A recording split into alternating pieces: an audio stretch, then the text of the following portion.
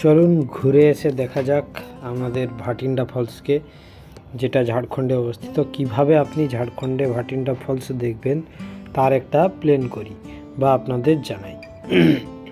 প্রথমে কিভাবে যাবেন, কোথায় কোথায় ঘুরবেন, কোন সময়ে যাবেন, কোথায় থাকবেন, কতদিন লাগবে, কত খরচ হবে, সব ডিটেলসে জানাব। প্রথমে আমরা জানি কিভাবে যাবেন। সব থেকে বেস্ট হচ্ছে বিকালের দিকে যান, তাহলে আপনার সুবিধা। এখানে আমি ট্রেনের কয়েকটা লিস্ট দিয়ে দিলাম, যেগুলো হাওড়া থেকে ছাড়ে ধানবাদ যাবে, ঝাড়খণ্ডের ধানবাদে। তো প্রথম দিন আপনারা যদি বিকালে বেরান তাহলে আপনারা মোটামুটি 7টা 8টা বা 9টার দিকে ধানবাদ ঢুকে যাবেন স্টেশন।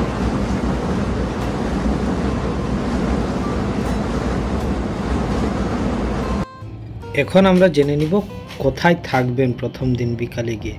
প্রথম দিন আপনাকে বিকালে গিয়ে থাকতে হবে যেখানে, সেটা হচ্ছে ধানবাদের স্টেশনের পাশাপাশি যে হোটেলগুলো আছে ওইখানে থাকলে আপনার পরের দিন সকাল সকাল উঠে ভাটিন্ডা ফলস যেতে সুবিধা হবে।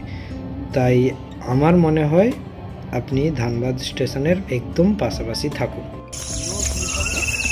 এখন আমরা যাচ্ছি ভাটিন্ডা ফলস।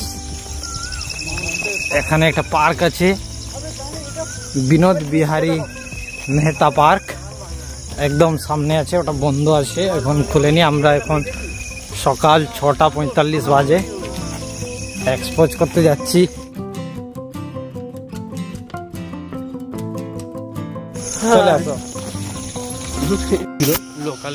এই যে ভাটিন্ডা ফলসে, হয়তো ভাটিন্ডা ফলসের জন্যই উঠে গেছে দেখি।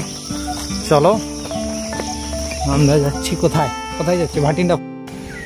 এখানে একটা মন্দিরও দেখা যাচ্ছে, স্ট্যাচু আছে একটা, স্ট্যাচুটা দেখালাম আপনাদের, মন্দির দেখালাম।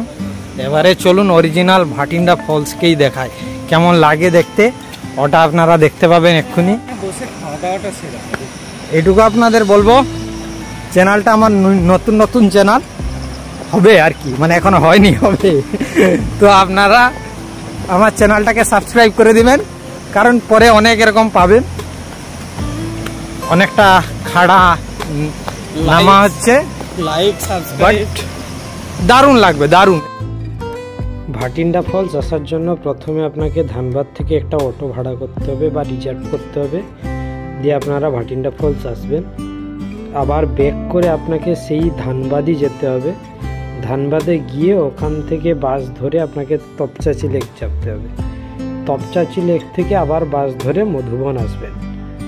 তারপরের দিনেরটা আমি নেক্সট ভিডিওতে আপনাদের বলবো কিভাবে মধুবনটা ওই বিকালে পাটে ঘুরে ঠিক রাতের দিকে আপনাদের বেরিয়ে পড়তে হবে পরেশনাথ পাহাড়ের দিকে। এখন আপাতত ভিউটার মজা নেন।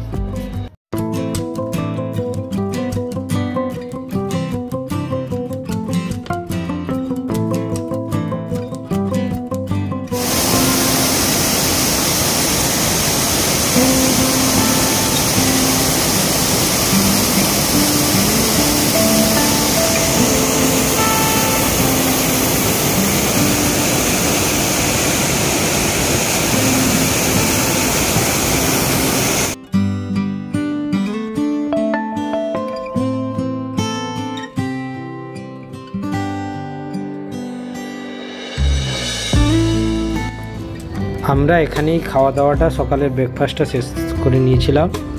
এখানে অনেকেই পিকনিকের জন্য আসেন, জেনারেলি নভেম্বর ডিসেম্বরের দিকে অনেকেই পিকনিক করার জন্য এখানে আসেন।